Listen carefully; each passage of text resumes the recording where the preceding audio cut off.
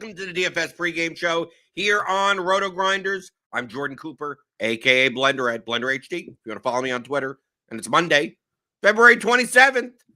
And it's, you know what we do on Mondays? Get James McCool Mondays with McCool. It's, I don't know why the title is The Purpose of Tools. I think maybe that was the last time we were on talking about that. But we'll change the title to something that, I don't know. Whatever we talk about today, we got the YouTube chat. Give me those thumbs ups, thummy thumbs, subscribe buttons, like buttons, every button. James, how'd you do last night with $410 charge, whatever, Me Too on FanDuel? Was that yesterday or was that Saturday? It was yesterday, first off. And secondly, I think that anybody who didn't play Me Too was making very bad choices. I did not play for multiple reasons. One, NBA sucks right now. And two, it's FanDuel. So I didn't play for how many points did Me Too get?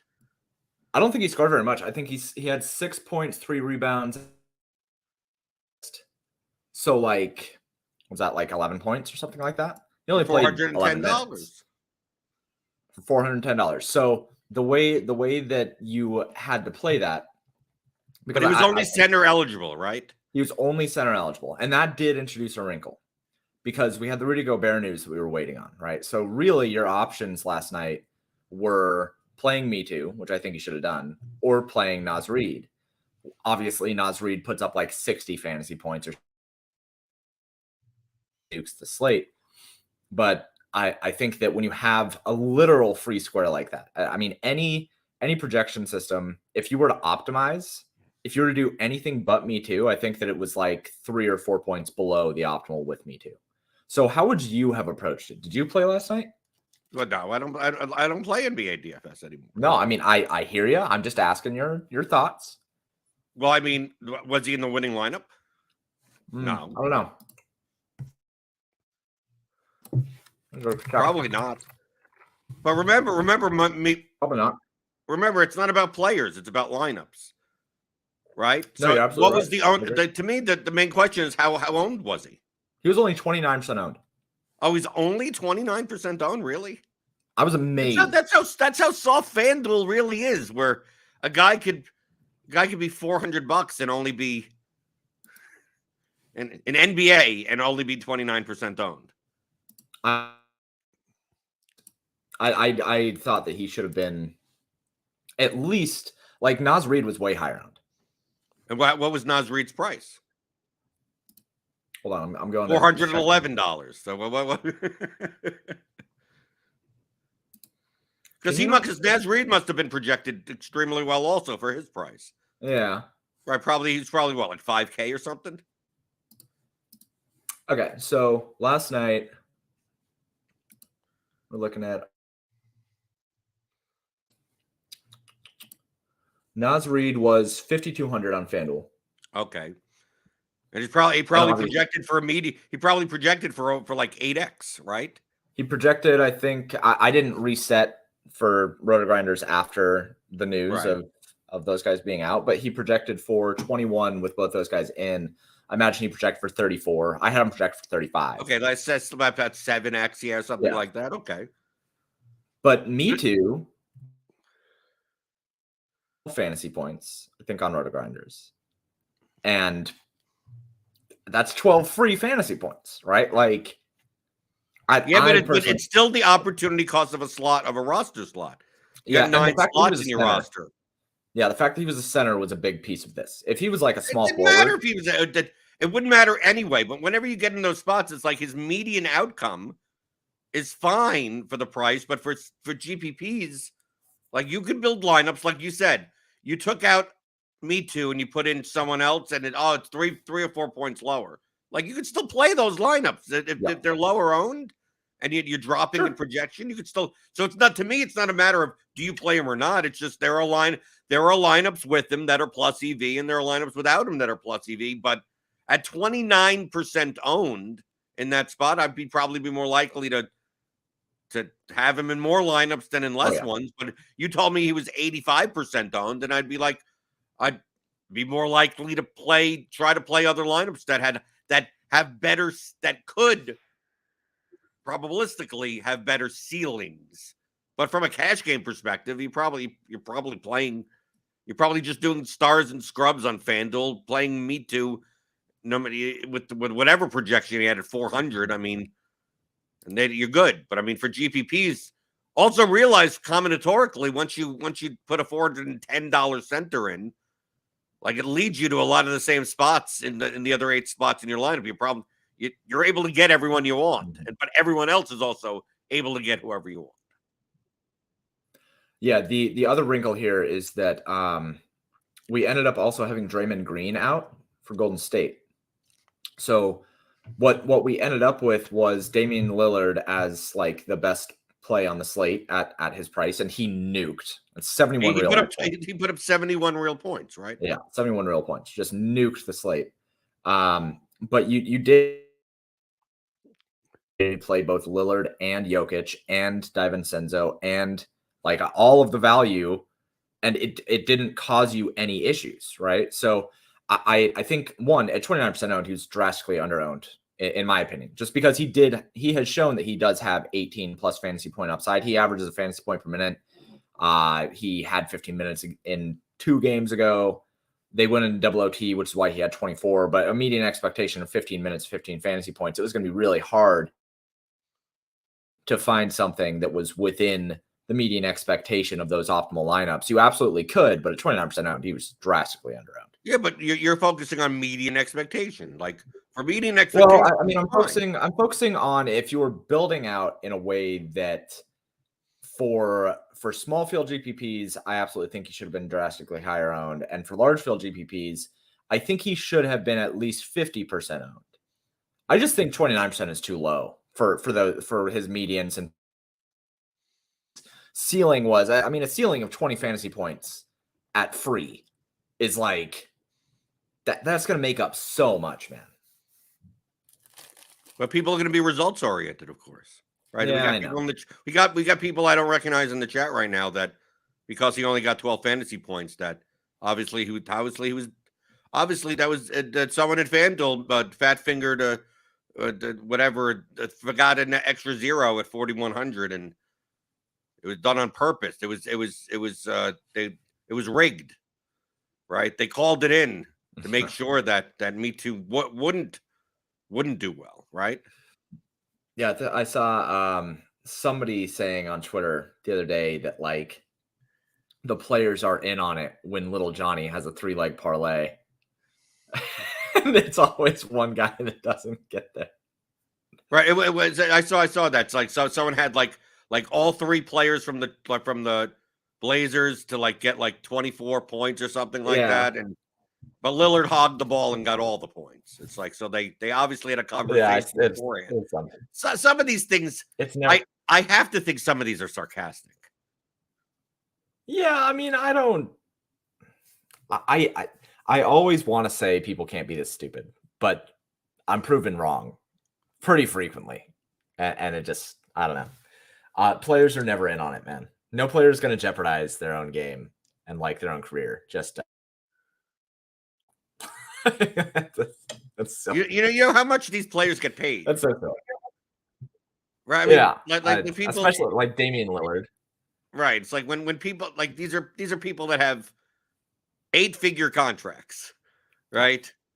But obviously, you know, getting the 30K kickback or something supposedly from having all the boosts that you can only max bet $10 on. Yeah. Right. To make sure that your $2 parlay doesn't get there. Did you see the Jake Paul Tommy Fury script? Yeah, what's with all these scripts lately, man? What's with all these people like trying to pull out the scripts and showing like, oh yeah, somebody for sure wrote this down on a piece of paper. Like, what the fuck? Come on. You can't be this gullible. Like this is why sports books are so profitable, because people are looking at it. It's a piece of paper for those who didn't see it. Somebody apparently found the script, which was written down on a piece of loose leaf paper out of like a printer, and it has things circled on it with like markers and stuff saying, oh yeah, round 1, this happens, round 2, this happens, round 3, this happens. And then if that wasn't hilarious enough, the dude who posted it after the fight, when Tyson Fury won and the script said that Jake Paul was supposed to win. Tommy Fury. Tyson Fury would have destroyed him. Whatever. Tommy Fury. I don't care. Yes, Tyson Fury would kill him. But when Fury wins, the dude goes to Twitter and is like, the script happened exactly as I expected, just all of the opposites. And it's like, that's how they were misleading us. How do you they wrote the wrong names on the sides of the script. How do you convince yourself of these things? So like what kind of stuff is going on in your head that you believe this kind of stuff, man? Yeah, but we're talking about that. Have you seen the world the past 10 years or whatever? Right? It's so bad. They're you know that they're in the basement of a pizza place. There are reptile creatures that are eating babies, right? Like people. And truthfully, James, like the fact that like that is wholly unbelievable. So it's like, well, I'm obviously there's no reptile creatures in our government that in the basement of a pizza place are eating babies. So like that's ridiculous. But like Damian Lillard obviously fixing the Blazers games that he wins, and the players are getting together to make sure he scores all the points. Like that seems way more believable. Actually, it's like in comparison, I'm like okay, the one thing the QAnon stuff, yeah, maybe that's not really happening, but like, so the players getting together for $2 parlays. Like that at least that sounds like something that could happen, right? Like I think we're getting to that point. All right, look. Here's the thing. All right. I think that the internet is a really good thing. You're saying that as the disclaimer. You're saying like, okay, as the disclaimer. I think the internet is a really good thing, but I think the internet's a really good thing, but what it has enabled is that before the internet, back in the 18th century, let's go a little bit back, all right? There were self-contained towns and villages, right? Where like all the people just kind of knew what was happening within the villages, and like maybe there was like a newspaper or some sort of person on a horse that brings news from across the country, okay? But for the most part, these are self-contained areas. And in each self-contained area, there was a village idiot, okay? And that village idiot was not able to then connect with the other village idiots around the world in the country. And what the internet has enabled is that now all of the village idiots can come together and convince each other that they are correct and spread their dumb knowledge around the world through the internet and convince other people who are susceptible to village idiotism to join their cult of village idiots. And so what we have now is the internet has created a horde of the dumbest people from every different town and village. And they just get to speak freely and just say whatever they want. And it can just be dumb, like reptiles in the bottom of a pizza shop eating babies, or Damian Lillard sacrificing his 8-figure contract to ruin little Timmy's $2 parlay for a payout of $7. Like, all of the village idiots need to not have internet access. That's what I'm trying to say. I think that you have to pass an IQ test to use the internet moving forward so we can just get rid of this. I just think that I like the village idiots because that's how do you think we make money? I mean, we make money absolutely. Off of village idiotism, right?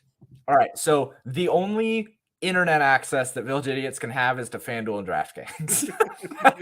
and the thing, James, is that the village idiots are also running FanDuel.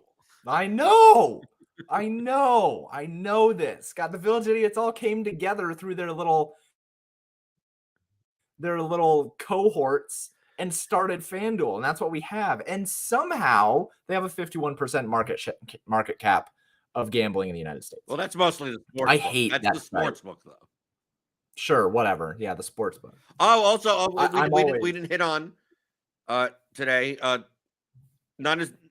Neil Jaworski says, maybe I missed it, but I was surprised how little complaining I saw on Twitter about no MMA late swap after the main event was canceled on Saturday. Yeah. You totally skipped over that there was a late swap mishap on MMA. Well, it wasn't a late swap mishap. Yeah, that the main event was, we had no late swap. The main event was canceled, right. and I you know how much I played 7 lineups on Saturday. Guess what my return, my overall return was. Did you have negative 100%? Yes, it was negative 100%. Yes, yeah, negative 100%. Yeah, it's because you had exposure to the main event in all of those lineups, correct? No, at 6 out of 7. And also, I faded Brandon Allen. Okay. I faded Brandon Allen as a chalk dog, and he beat Muniz, so like that didn't help, right? And then I played 3 lineups with Eric Gonzalez. I mean, Pete Gonzalez, I played in all my lineups for Pete, and he was the highest score on the slate. But Eric Gonzalez like took him down like 6 times, and then he got knocked down 3 times and lost with 1 second to go in the first round. So like like my lineups had all 4 wins and like a 0.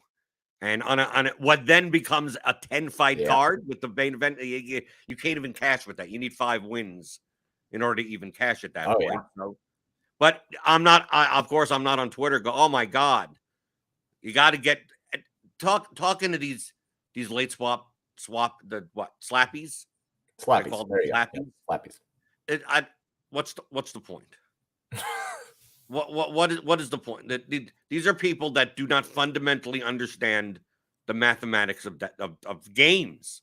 I'm not even saying daily fantasy sport, just games in general. I got into one conversation of someone replied to me. It's like I've racked my brain on why late swap is bad. Like I don't understand why you wouldn't want to have it so that if someone gets injured, that you want to put in another guy in that spot. And it's like, and then I look at the rest of his timeline, and it's him complaining about stuff that it's like, it's obvious he doesn't understand. Like, no, late swap is not just used when a player is injured. No, if you implement late swap, like you could do anything you want after. Like, well, what would be? And then he tried to get into, well, on this card, would you rather swapped out the main event guy with another guy? I go, yeah, I would have loved to do it. So then why don't you want it? So why is it bad? Why can't you allow other people to do that? I said, doesn't it suck for people? Like, doesn't it suck for you that had Nikita Krylov in your lineup? And let's say I didn't. And I said, yeah, and the next time there's a cancellation, it'll be you with the 0 and me not with the 0. Like in the long run, as long as we don't know, if randomly, we said on every MMA slate, one fight will get canceled post-lock randomly. Just randomly. Doesn't matter if there's late swap or not. And the answer is it doesn't matter. Yeah. Right? Because you'll get affected as much at whatever. But that concept, when they're in the basement of the pizza shop, that doesn't have a basement, with the reptiles and the eating babies, like they're not. When are they ever getting these concepts like that? They're not. Well, on this one if you would have taken out I wouldn't have lost. I said, did anyone know that the main event was going to be canceled? No. So and it's just here's the thing that completely just evades. You're not the only person that would make that swap. You probably still wouldn't cash even if you made the swap. Because everybody else, including the players that are monumentally better than you, also made the swap. So, like, it's sure there are going to be 10% of people in the contest that don't make the swap. Maybe you gain 10% on the field. EV. Say that again? Well, that's EV. That's not even the point that I'm making. Like, guy made the point. It's like, oh, the point that I'm making. If you didn't have late swap in NBA, would you still play it? I go, actually, if there was no late swap in NBA, I'd be playing it. It's actually because I'd be more willing to play it because I'm not playing it. And I'm saying, and I made it a point to say that it's no late swap reduces my edge, but it also dramatically reduces the work that needs to be done. So I have no problem. I mean, I remember there was a point where DraftKings or there was no late swap in NBA. This was like 4 years ago. They had a period where there was no late swap. And it was always, I remember, the Sacramento Kings were the Thunder team of this year. I mean, back it wasn't as bad back then, but the Sacramento Kings, like, is Zach Randolph going to play or not? Yeah, it was bad. Right? Like, it was bad. You didn't know who was going to start at center, if Willie Cauley-Stein was even going to be in. Like, it was one of those things where, hey, if you knew, there was value. If you didn't, you could possibly play a guy that literally DMPs. And since on the West Coast, they were typically a 10:30 Eastern game, a 10 o'clock Eastern game. And with no late swap, it's like a lot of people never played the Kings. And you know what? I took shots. And sometimes I got a 0 for Zach Randolph. And sometimes Willie Cauley-Stein puts up 45 points for like 4,200 or something. But I know I'm taking that. I'm going to take this risk. And then it's just built in. And then there were people that were scratched all the time. This guy's not okay. But anyone that was questionable on the injury report, they were very low owned. Why? Because there was no late swap. So if you want to take a shot, take a shot. And if you want to take a shot on the players that benefit if that guy's out, take a shot. It's all probabilistic. But at 7 o'clock Eastern, everything gets locked, and then you don't have to worry about it. But obviously, the conspiracy theory people, you know, they're the types that complain. The casual people that actually lose that lose edge by not embracing variance want the late swap, so that the 4 times a year that one guy's in their lineup and they could replace for an injured player, they don't realize that that's the reason they've lost is because everyone's been late swapping and optimizing around them, and they haven't, because they just think, oh, if a fight gets canceled, I just swap out that guy, not realizing that the reason that you've never won first place in your small field GPP is because people have unblocked themselves from your lineup, and you've come in 5th. And it's like, if it was no late swap, you would have came in 1st, because no one would have been able to look at your lineup and unblock themselves. But those concepts go, once you start debating with these people, then it becomes the point, like, why even, like, you know what I do? I go, here's my YouTube channel. Here's the RotoGrinders pregame show. Like, there's hundreds. You're saying that there's no one's talking about it. Like, dude, it's like I could literally type in DFS late swap or MMA late swap into YouTube, and there's multiple videos. Not just me, not just here at RotoGrinders. Like, all of this is explained, right? All these concepts. Why do you think I get annoyed at people when it's like, well, can you explain to me some fundamental thing that they misunderstand about DFS? And I go, you've had like 8 years to learn this. Like it's not like, go on YouTube. There's hundreds of hours of content that explains this. Go on Twitter. There's hundreds. It's not like it doesn't exist. Go on Google. Type it in. What? I'm gonna have 280 character tweets and try to explain. Let's like what a fundamental statistical concept of probability is. Like, just go look for it. Like, but those are the people that we make money. The village idiots. Yeah, that's who we make money from. Here's a good analogy for late swap. All right. So imagine you're walking down the beach and see a quarter on the ground, and you pick it up, right? It's in the sand, it's on the top, you see it, it's glittering, it's gleaming. You go and you pick up the quarter, all right? You do that a couple times along the beach. It doesn't happen very often, but you know, you're there, you pick up the things that you see. And then there's another guy, so you've made like $2 off of this walk down the beach. There's another guy who has a metal detector who's sweeping the beach, and he picks up $14 worth of quarters, because there's some that are hidden in the sand, not the ones that are super obvious.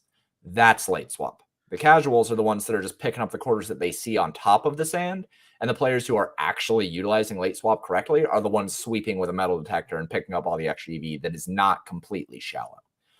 That's the way that it is. And so when people want to talk about late swap, and I was guilty of it back 4 years ago, 5 years ago. I didn't completely understand the concept of late swap. And I've learned since that I was arguing a lot for late swap to be reintroduced for NBA. And I was making arguments for it on Twitter and like being a total idiot about it. But I've learned since that is not what you want as a casual player, and even as a pro player. Like, it's so much less stressful, and there's so much less work that goes into something like NBA or MMA. Well, if you're a skilled, let me be clear. If you're a skillful player that has unlimited amount of time and cares very little about how much your time is worth, then late swap is 100. You would love it in every sport possible. As many swaps as you possibly can. You'd want late swap even after like holes in golf. Like you could, like you'd want as many. You want as many decisions possible to be made. Right. That gives you the most advantage over time. The thing is that how much is your time worth? So like when two things, ecosystem wise, if you make a game that is so too skillful, that means the ecosystem for the game will die out quicker because there's not enough luck introduced so that bad players can win often enough for them to keep on playing. They will lose in the long run, but they will win often enough. That's why poker, DFS are very similar. I mean, DFS I would say that there's more edge in poker, but there's also more, I think there's more participation in poker. DFS, on the other hand, for GPPs, like, unless you're really screwing up, like, you can't be that bad, right? That you're losing money way too quickly, but it depends on the format. So late swap is bad for the ecosystem because with late swap, it's now making skillful players and less skillful players. The skill gap gets wider. Wider than the skill gap. Right? So I would love for the skill gap to be wide and the ecosystem to be good. So there's a balance of that. So when you see sharper players arguing against late swap, it's more from the fact of one, it kills the ecosystem quicker, right? It's like, oh, well, if we make this too skillful, 5 years from now, DFS will be dead because all the bad players will go broke or quit and go, we have no shot. I'm getting out of here. Right. And then now you're left with all the skillful players fighting over the scraps, and there's not enough edge within the rake for it to be worthwhile. And number two, even if you have an edge, right, with late swap, which you do, how much is that worth versus the time that it takes for you to implement that edge? So from my perspective, although I'm highly profitable in NBA, right? One of my best sports for 4 years. You take a look and it's like, okay, what do I have to do for NBA every night? It's like, okay, bare minimum, I'm starting at 5:30 in Eastern, right, for the injury report, the last injury report, updating projections and everything, which obviously RotoGrinders takes care of. So from 5:30 to 7, I'm building or contemplating lineups. I'm assessing something. It's occupying my brain in some regard. And then most lates, like the late games don't go off until like 10 o'clock at night, 10:30 at night Eastern. So like from 5:30 Eastern to 10:30 Eastern, I have to work, right? It may not, yes. At 8 o'clock, I have to check every block time and make swaps and everything.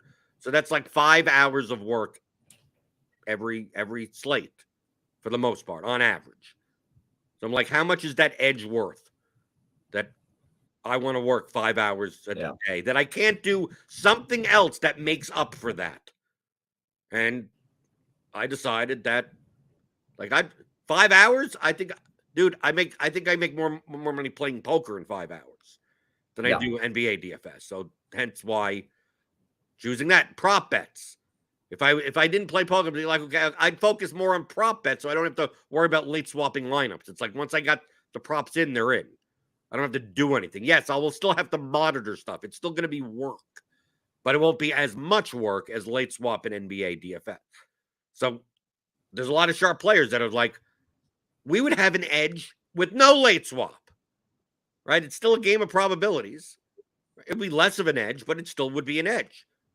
But then I would only have to do an hour and a half of work, right? 5:30 to 7, I'm done. Mm-hmm. Whatever happens, happens. If Jokic gets scratched, if Gobert doesn't play, it is what it is. I either took a chance or just X'd them out and said, I'm not gonna bother. And then the ownership will reflect that as well.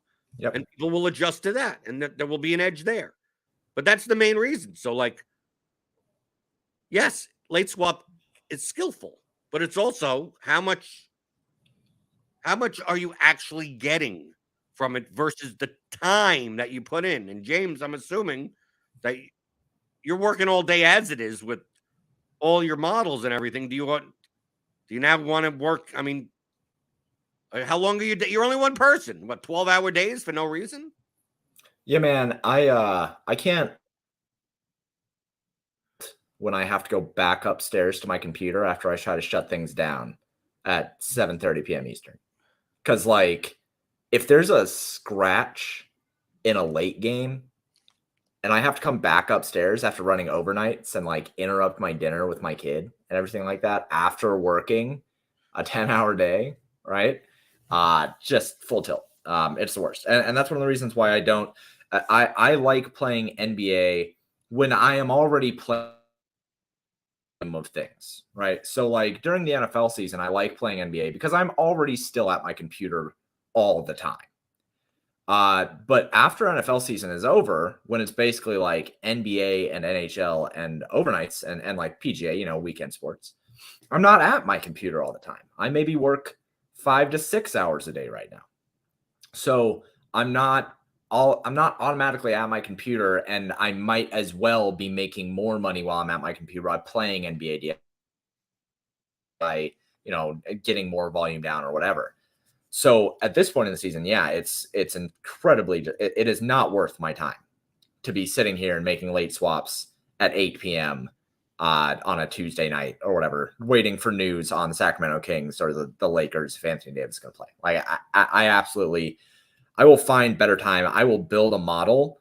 I will build a new simulation thing. I will code. I'll learn how to do better front end stuff. I'll go answer port tickets for Theory DFS. Like, I have a million things that I can do that are more equitable to me than dealing with late swap in NBA right now. But people will still think that, like, the sharp, like, what, like, I sit, like, the conspiracy theories of, like, well, how, if you're so good, you say late swap is so skillful, like, why are you advocating against it? Because I don't want to work 8 p.m. I don't want to work at 8 p.m. Yeah, you're also, James, just like what I said before about the village idiots, you're arguing with people that don't, because they don't like, you're dealing with people that they only late swap if they have a player in their lineup that gets scratched. That we find out, oh, Aaron Gordon isn't in today.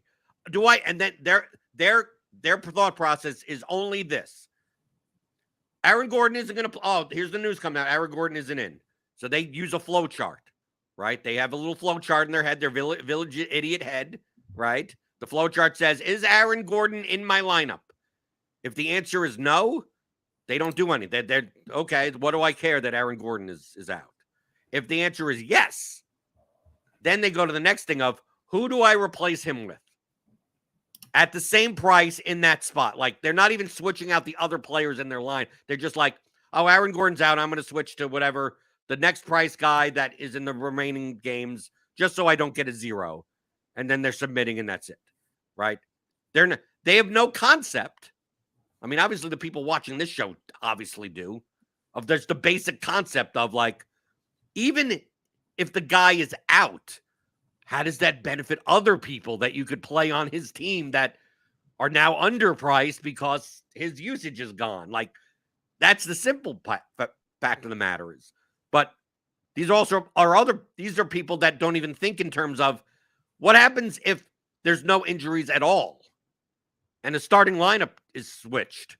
And it's like, oh, the guy that we all thought was going to be the, get in the second unit is actually starting, right? Or some switch in the starting lineup that now, oh, the guy that we thought was going to play 18 minutes may actually play 26 minutes. And now a lot of people are going to be swapping to him. Like, this guy doesn't even consider that because it's like, why do I care about late swap unless one of my Guys are injured. Like so. Imagine explaining Also, the mathematical the things about, well, if you didn't have any late swap, then you'd take a probabilistic guess of, is it worth taking a shot at playing this guy that's questionable, but he's going to be set. He's going to be like 4% owned and could be great. And if he doesn't play, if he actually ends up, at 8:30, they say, oh, nope, he's out. You're willing to just eat the loss and just like, okay, that was the risk. These people, they don't understand. These village idiots, they don't understand that. They don't play that. also, Outside of one slate, like whatever slate they're playing today, that's all that matters. It's as if the world ends tomorrow. I also want to point out, like, we're only talking about one lineup right now. This is people who are looking at this with one lineup. God forbid you have 10. God and Allah forbid you have 100.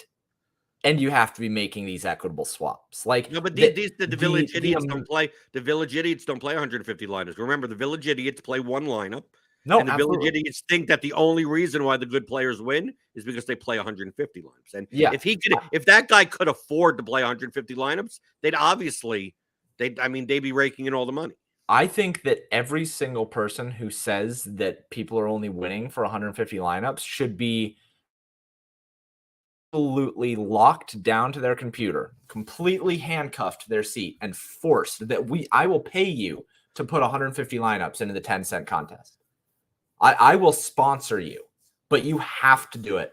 And you have to sit in your chair.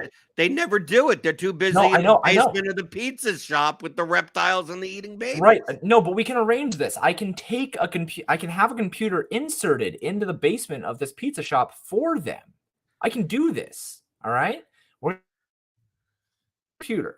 going to put it in the bottom of the pizza shop. All right. We're going to shuffle the reptiles around a little bit. They're kind of hard to wrangle. Right. They're kind of hard to wrangle, but we can get them into one corner. We can get the computer into another corner. And I want to take one of these village idiots. I want to sit them down at 5 p.m. Eastern. Okay. Or 6 p.m. Eastern. All right. So they have an hour. And I will sponsor them. I will give you the money to max out the 10-cent contest. And then to do your absolute best from 5 p.m. until the slate ends. You can use late swap. You cannot use late swap. Whatever you want to do. Go ahead and build 150 lineups. And tell me how easy it is to lose that money. Because if you don't win that contest, do the reptiles disappear? Are you in a pizza shop anymore? What happens? It's because it's rigged. No. They'll play 150 lineups, and then when they don't win with the 150 lineups, it's because of the bots. They were beaten by bots. So I think what would happen is they would play the 150 lineups. And then at the end of this slate, they would look at the reptiles and they'd say, this stuff is rigged. And then the reptiles would be like, no, you just suck at DFS, dude. And then they'd go back to eating their babies. That's what would happen. Picture yourself for me, a group of baby-eating reptiles just absolutely berating this village idiot. 50 max. I want more baby-eating reptiles in my contest. I mean, that you're trying to inform these people. I don't mind the reptiles eating as many babies as they want if they're putting in more lineups into my DFS contests. I'm going to be honest with you. I think that if the reptiles eating the babies were actually playing DFS, they'd be pretty good. Why do you think that they would be good? Well, I mean, they obviously are smart enough to be eating babies. That's a smart person thing to do. So I think they'd be very good at DFS. Is it because they're part of the global cabal and they know all the scripts for all the games? Yeah, well, they know that Damian Lillard is going to be throwing his game because of little Timmy's $2 parlay.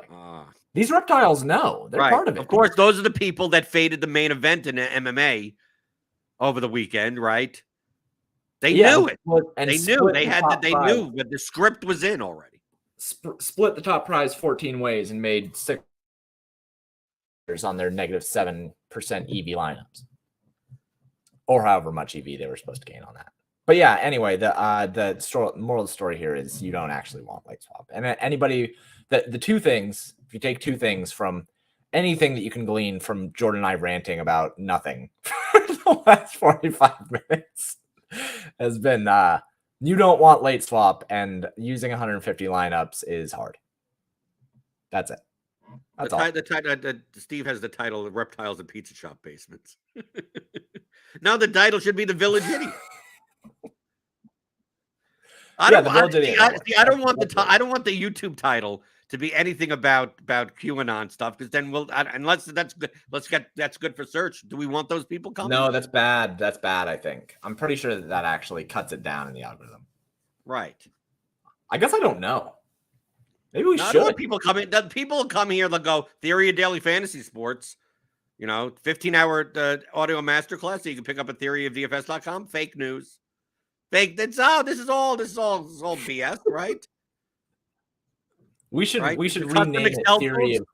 If they'll say that if I use your custom Excel tools, it allows you to now spy on my computer, right? And now you have now I know what lineup you're building, right? And now you're going to cheat. That's the only reason that we're offering this, is that we're trying to get software on your computers, so that that we could figure out what everyone else is playing and then play the opposite. The same thing, just like when I go on shows, right? You're always talking about like the best plays, right? Like, this guy projects well. This guy projects well. This guy projects well. It's like, and then like it seems like every single day that the lineup that wins the large field GPP doesn't have as many of those players in it. I sit there and go, yeah, because it shouldn't. Because if you played all the best plays, you'd have the highest owned lineup, and it's hard to win a GPP that way. So you need to find ways to get different. And then they go, yeah, but I thought those are the best plays. It's like, at least you don't believe reptiles are in the basements eating babies. But you're getting there. You're getting close to it. Yeah, I think that we should just rename it Theory of QAnon and Fantasy Sports.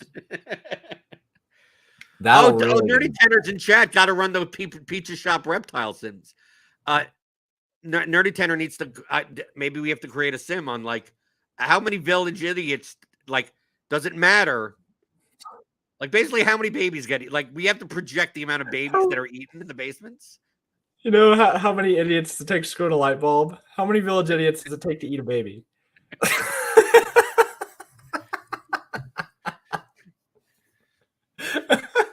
Oh, we're completely off the rails. I'm so excited for baseball to be back, Jordan, so we can actually talk about DFS. Yes, someone earlier it's so hard to talk about DFS.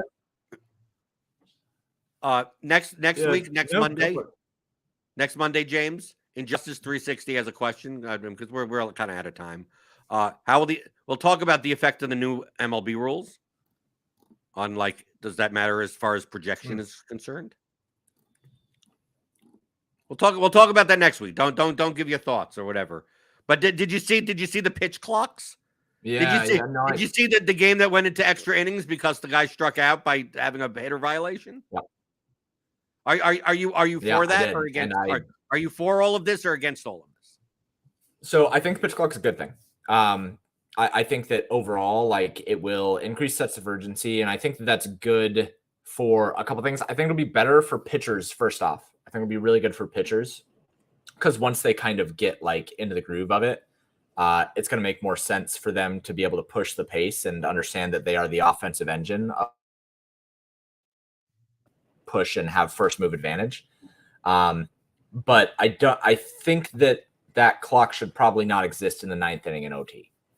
I don't think that it should exist during the dramatic points of the game, the ninth inning and in extra innings. Like, part of the allure of baseball is that drama towards the end of the game and like close games, close scores, stuff like that. And I think that's kind of silly, but I don't think we're going to see very many clock offs, like a walk off. I don't think many of those in the season.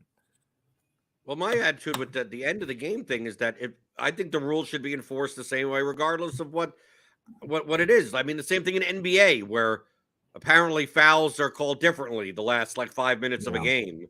Like, truthfully, shouldn't you just call it the way that it's called? However, the ninth inning should play out the same way that the fifth innings play out. I understand your point from an entertainment standpoint. Yeah. But from a competitive view, like, why shouldn't there be the same clock in the ninth inning as there should be in the first inning? It is what it is. Yeah. Maybe 15 I agree with seconds. The only thing that I've noticed is that 15 seconds, I actually think is too short. I saw sequences with pitchers, and I'm like, maybe 20. It almost feels like some of these pitchers are pitching like with like 1 or 2 seconds left on the clock. And I always viewed the pitch clock type of argument that people have made for 30 years as a way to make sure, instead of thinking in terms of how do we speed up the game, it's more of how do we prevent players from stalling. So to me, 20 seconds is like, yeah, you should be able to pitch within 20 seconds. 15 seems a little, it just seems a little too quick, right? Yeah, and the same thing with the hitters, like with the, like, dude, you don't have to, you could step out of the box once, right? But constantly and then calling time, like whatever we could do to prevent stalling rather than, it just seems like a lot of this stuff is how do we get games that under 3 hours type of thing, rather than how do we prevent players from stalling? And then naturally, once you stop preventing players from stalling, the game becomes better to watch and it ends up under 3 hours. Well, and on top of that, first off, I don't think that there was ever an issue with how long, because it's different. Like NBA games, the difference between a baseball game and an NBA game is that a baseball game, you're kind of there for the vibes and just like there with your family to go out during a summer day and like spend the day at the ball game. Like you kind of want the games to be long when you're going to games. Well, how about you watching on television? Well, so I was going to say that they don't actually care about television, because if they cared about television, they would get rid of the blackout restrictions. So like this, it kind of seems like a weird, I think that the pitch clock is weird from their standpoint.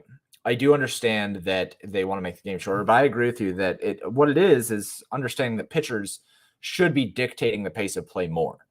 And 15 seconds, I do think, is probably a little bit short. Maybe 17, 18 seconds would be a little bit better. But that being said, I am excited to see how the pace of play affects the way that things go. We might see certain pitchers come out like less of a reliance on reading through the framing and looking at what calls should be made and coming out with almost like a script of what pitches they want to throw. They might come out with the script. I don't know. It'll be interesting. I'm a little worried about injuries because pitchers are going to feel like they are putting themselves in a position that is worse in lieu of the time clock. Like Neil just said, Sonny Gray took 28 seconds between pitches. If you're trying to pitch twice as fast, like that can lead to some injuries, I think. So I'm interested to see how. Hold on. What happens if you want to call timeout? I mean, are there like a limit on that? Like for instance, like if the catcher wants to, if you want to have a conversation or something, like can they call timeout? Is that part of the pitch? What's going on? Yeah, I mean, there were plenty of instances where like, what was it? Managers were only able to come out to the times last year. Yeah, but I'm just talking about time in general. They'll probably have. I mean, when does the count start? For instance, there's no batter in this. When the batter makes it into the batters, like I haven't read the rules for this. I mean, and obviously someone that I know baseball rules more than anything else. Like I haven't read like how is this? When does the clock start? I'm assuming the clock starts when the pitcher and the ball and the catcher and the batter are ready. When the pitcher gets the ball and the catcher and the batter. So when the batter enters into the box. Right.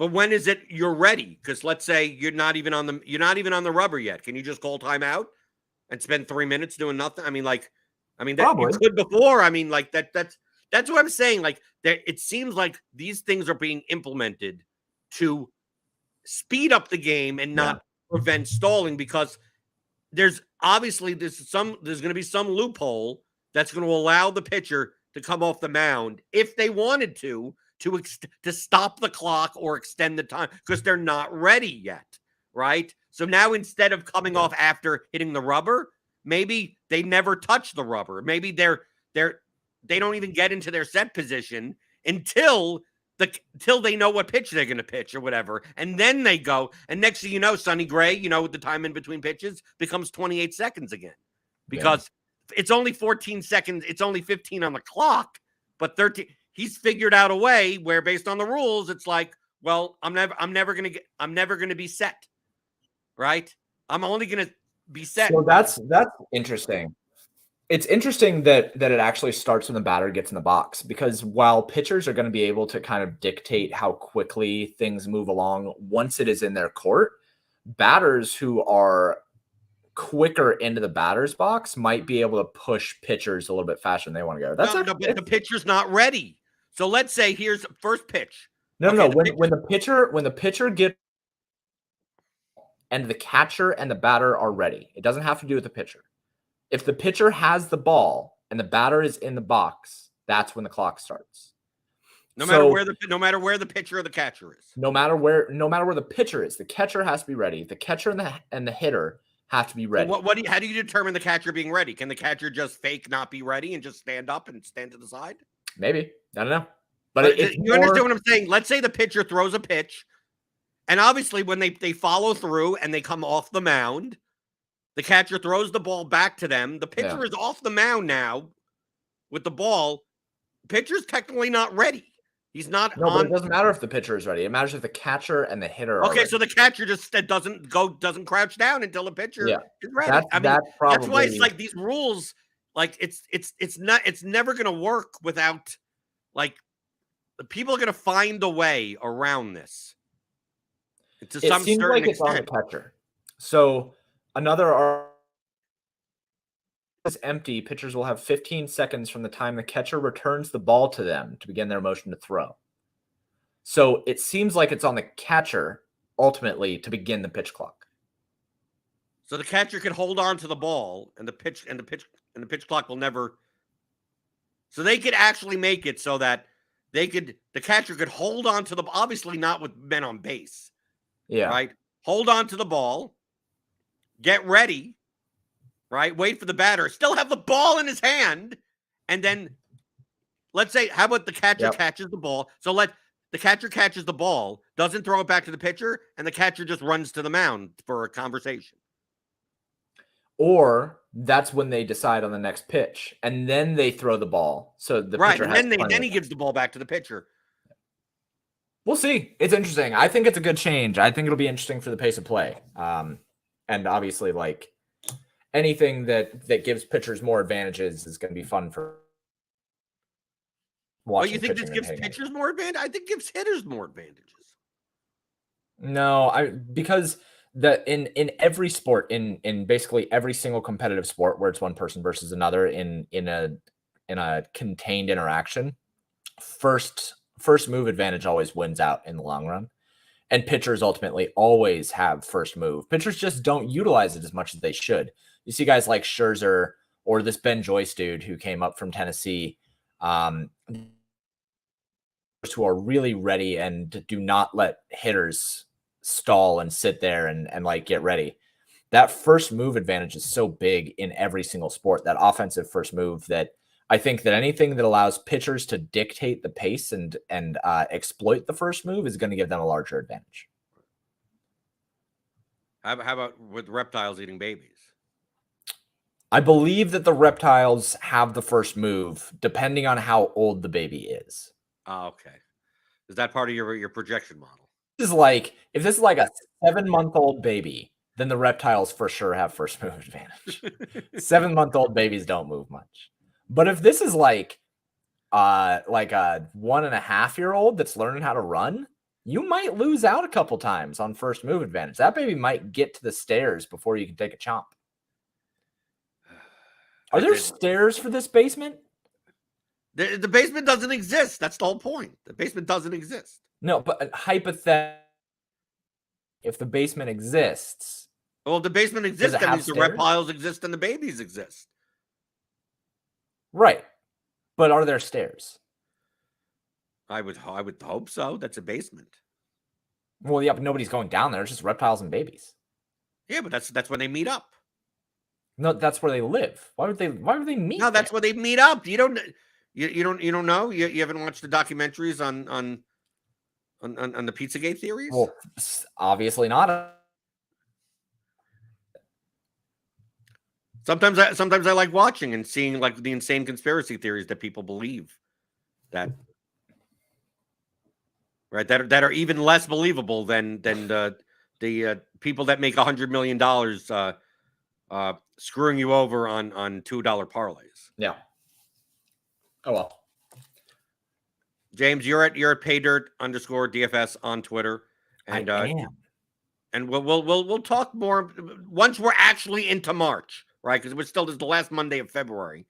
Mhm. We'll start talking more about MLB stuff. Yeah.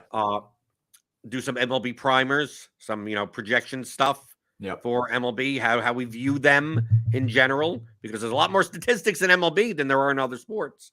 So people can find your stuff at paydirtdfs.com. That's right. Yeah, absolutely. PaydirtDFS.com. I'm building up a lot of really cool, like kind of betting things, and baseball models will be up here pretty soon in the next couple of weeks. Going to be running some promotions and stuff. So if you're not already a member of the site, grab membership. You'll get an email for some special member exclusive stuff. So, and as always, theoryofdfs.com. Go pick up either the fundamentals masterclass or the advanced players course, which comes with the custom Excel tools. And with this and with the RotoGrinders premium membership, you get all the sports, MLB and NBA, MMA, PGA. Click on that link in the description. Get $10 off your first month. Like, that's pretty much all you need. You need projections. You need ownership. You need game theory. Build lineups. Hope for the best. Don't get beaten out by the village idiots. Although the village idiots will win every so often, because you need them to win so they keep on playing. Yep. And hit that thumbs up button on your way out the door. We got NBA stuff today, right? We got stuff going on. Hit the notification bell to know when we go live on the channel. Smash the like button. I never say smash. I always say hit. I would hit the thummy thumbs. Smash the thummy thumbs. I should be saying that more often. And obviously send in your questions at theoryofdfs.com, because I'm going over stuff about DFS strategy. I answer your questions. I give you the answers, or somewhat of the answers, explain the processes, go through the theory. I do that here Monday through Friday, 11 o'clock Eastern on the DFS pregame show on RotoGrinders.com.